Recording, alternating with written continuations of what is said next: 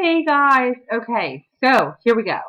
It's a video, and the thing about like when you don't make videos all the time is that you start to forget what you said. What I do know is that I have recorded two videos.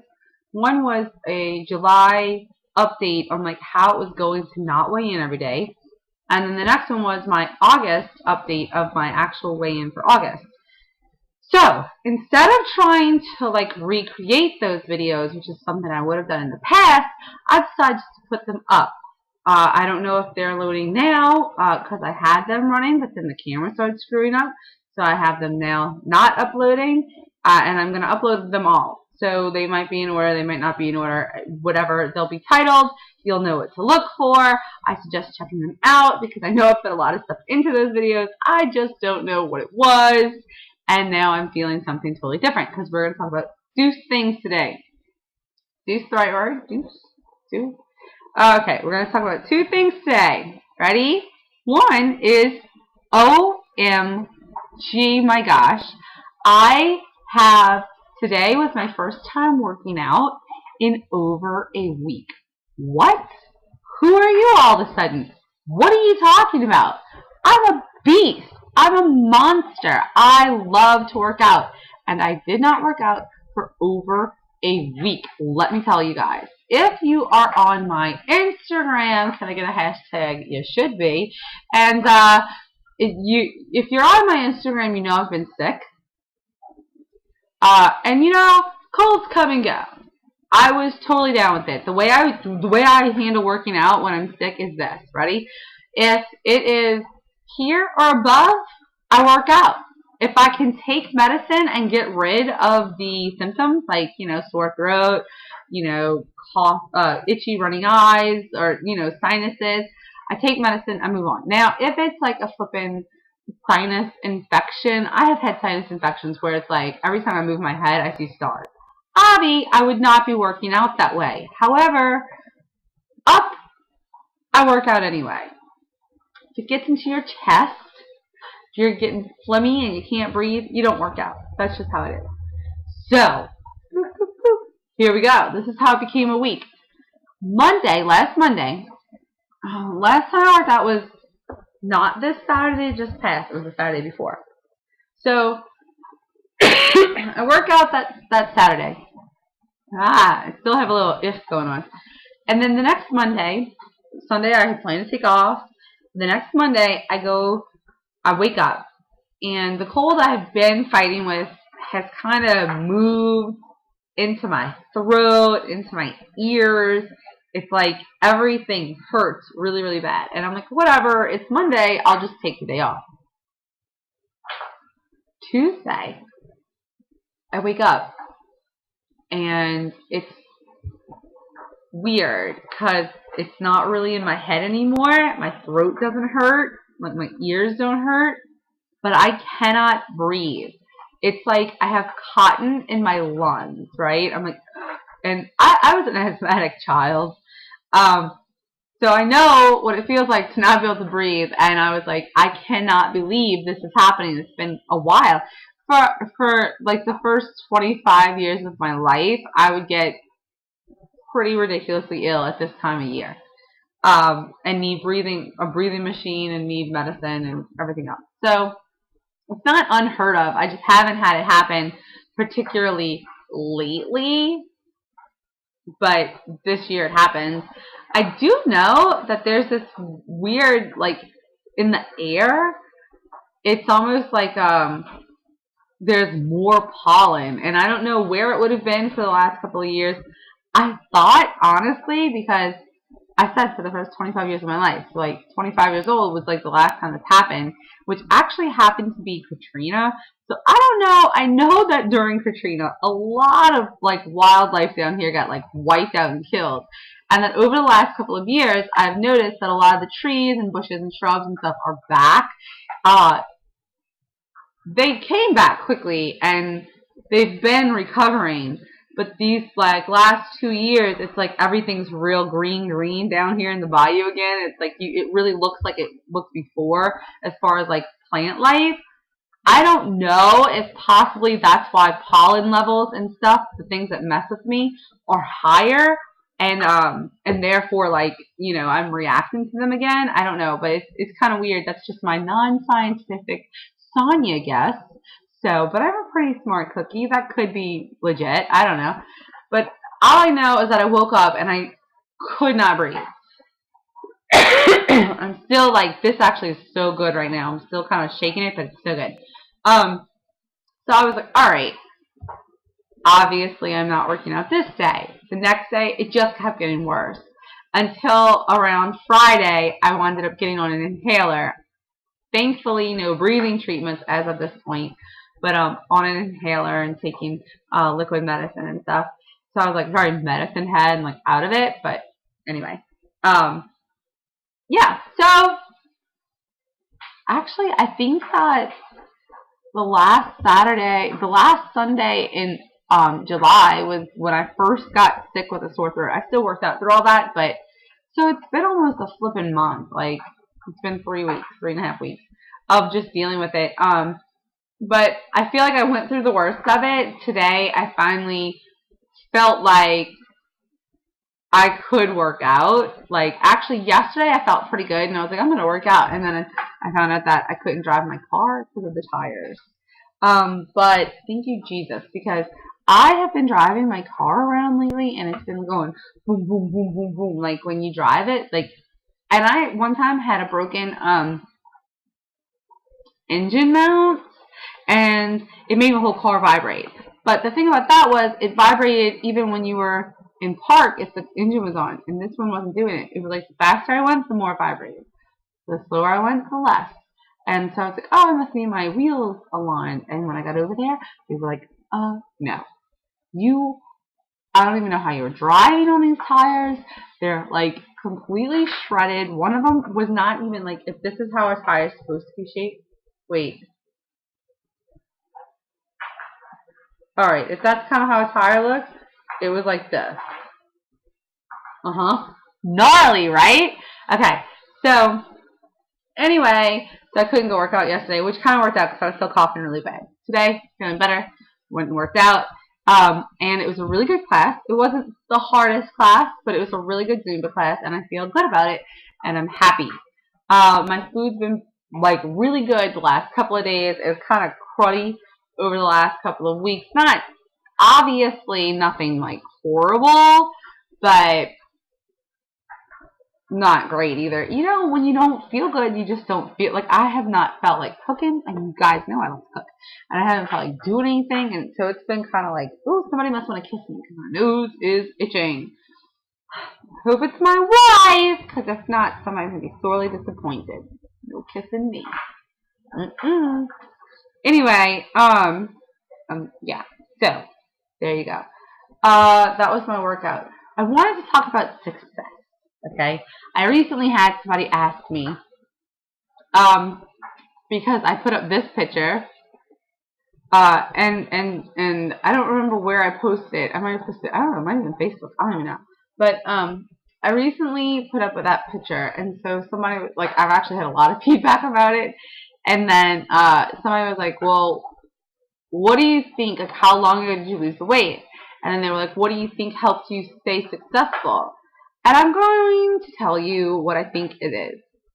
And this is so that if you're on this journey and you're having the kind of forward, backwards, up, down, yo-yo type effect, it's just something you want to look at.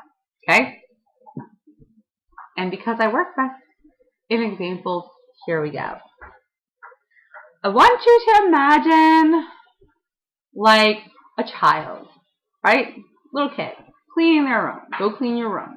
You spend hours in the room cleaning, and all you're really doing, you're working, you're constantly moving, you're picking up the things, you're putting them away, but you're just shoving them into the closet, or you're just shoving them under the bed, or you're filling up your drawers with stuff, right? 4 hours later, your room is finally clean. Perfect. Now, I want you to imagine that person's sibling, or your sibling, cleaning their room. And they take 6 hours, 8 hours, but they put all their stuff away, right? So both kids did work, and the one who did the 4-hour work did work hard, but they did the surface work, which means that when they go look for a toy, they're going to have to take all of it out and remess up that room. The kid who took the time to put stuff away might seem like they did more work or that they took longer, but in the end, when they need to go look for something, they know where it's at. And that way, they can just take it out without remessing up the room, right? All right. So the reason I'm bringing that up is because I find that a lot of times when we begin to lose weight or when we approach weight loss, we want to do the surface work. We want an instantly clean room. We want an instantly skinny body. A lot of us want that in every aspect of our life. And so it's like, okay, even this can go into spirituality, actually. A lot of the weight loss stuff I've learned can, but here, I'll just keep going with weight loss for now. So you want that instantly clean room, that instantly thin body, and so you do the work. You're doing the, like, cut the calories, buy all diet foods, don't, drink in a Slim Fast for lunch, and you lose the weight.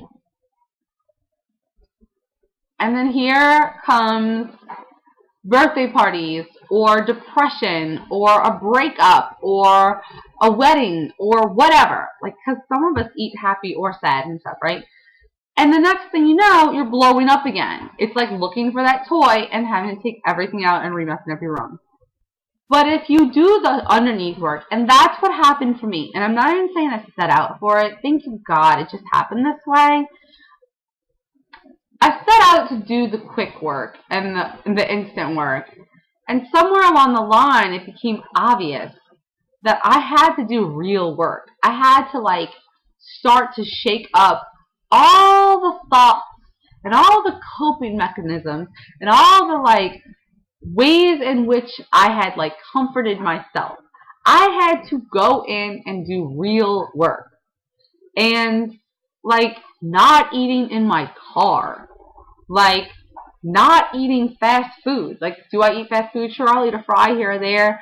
I actually had an order of fries for the second time since starting this journey, like last month or 2 months ago.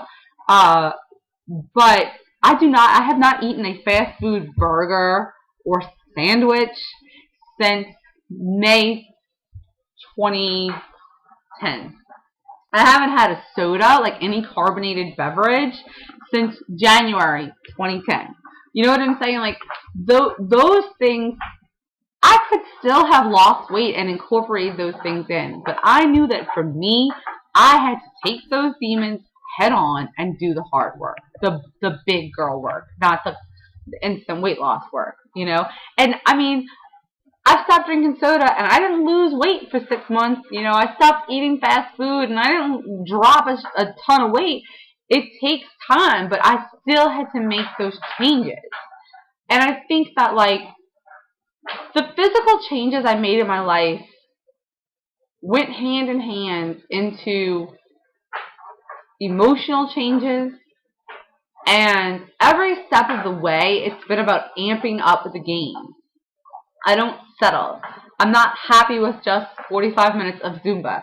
Like, in fact, that has been a very big struggle for me over the last year because I love Zumba. It's fun. But it doesn't challenge my body the way it used to. And I miss that challenge. I'm learning to challenge it in other ways and to do Zumba to enjoy it. And, like, now, if I don't feel like working out, I go to Zumba because at least I'm moving myself.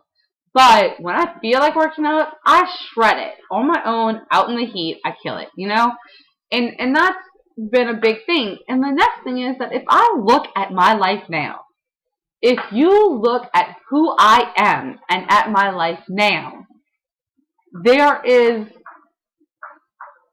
no aspect of it that resembles who I was or my life 4 years ago. I mean, I still write poetry, and I wrote poetry back then. I make more art now I eat differently. I think differently. I feel differently. I handle stress differently. I have different relationships with my friends, with my family, with my wife. I have a different relationship with food, with my children. I'm in a different place with my church. It's like there's just been no aspect. It was like this last time it lit a fire to change everything. Because usually if you are like me and you have gotten to that size, it's not just food. I mean, yeah, you got 20 or 30 pounds to lose, you want to go on a diet, you just have to like take a better look at your nutrition choices, fine. But when you get to the place where you're 100, 150, 200 pounds overweight with no actual medical reason other than, I mean, I know a lot, like I had polycystic ovarian syndrome, but obviously when I actually wanted to lose weight, it didn't stop me from losing it. What I'm saying is you have to be honest with yourself about what is 100% going on. Do the problems lie deeper? And if they do, are you going to do that work? Because that's where your success is going to lie. In not being happy just in a smaller pair of jeans, but wanting to change everything. Because definitely, once I realized that I could run, I wanted to run. And once I realized I could run a 5K, I wanted to run a 10K, and I wanted to do a half marathon, and I wanted to go out there every week, and I wanted to make running 3 to 5 miles a normal thing. And those things started to make me realize that all I had to do was change my expectations for myself. I was so okay with being disappointed by other people. I even let myself disappoint me.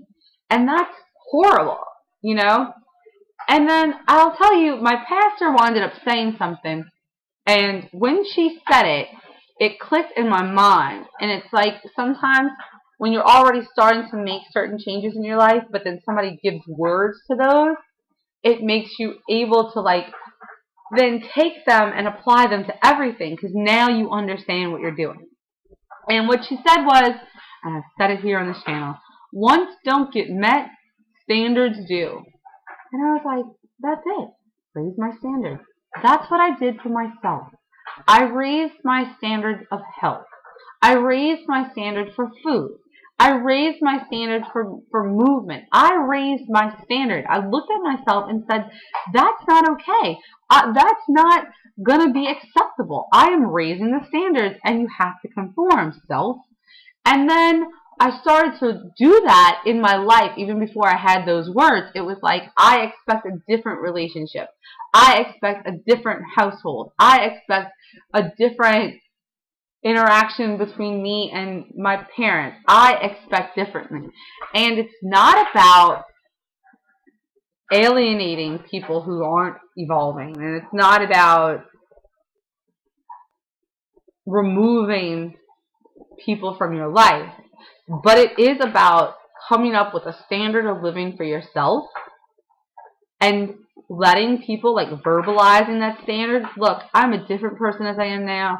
Like, you have to accept that I've learned, I've grown, I've become a different person, and that these are my expectations. If you want to be in my life, here they are.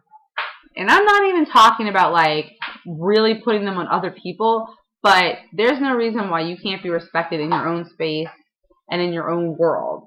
And that's kind of everything that it is. That's what success is. It's taking your standards, raising them, and then meeting them again and again and again. And I feel like anybody who starts this journey and leaves it, period, point blank at weight, will probably repeat this journey again and again and again. But when you start this journey and you let it evolve into more, into the deep-rooted causes of the weight and the deep-rooted emotional bondages of the food, and you let those things grow and evolve and you let go of them, you're naturally going to move into the next thing and start working on it. And you're naturally going to move into the next thing and start working on it. And as you do, your success becomes ingrained in your new life. There's no way to go back. I mean, I've put on some weight. I'm about 20 pounds higher than my lowest. I know and acknowledge that I am still working now. It was like full circle. It's back to a healthy relationship with food. It is still about emotions. They've just shifted. It's still about coping mechanisms. I just changed them. And I'm still working on finding healthy ones because I did you hear these? I just thought it was crazy. Because I grew up in a household where I was very loved, very taken care of, but some things didn't quite connect the way they were supposed to. And some things,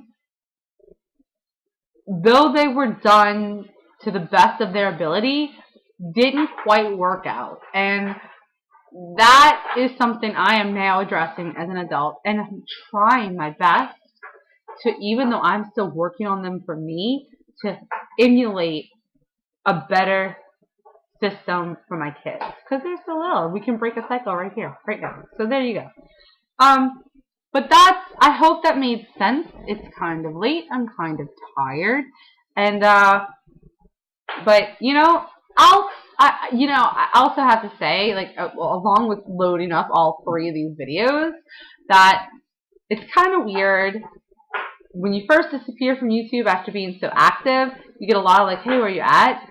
And then you kind of don't. And actually, over the last couple of days, I've gotten a couple of, hey, I missed your videos.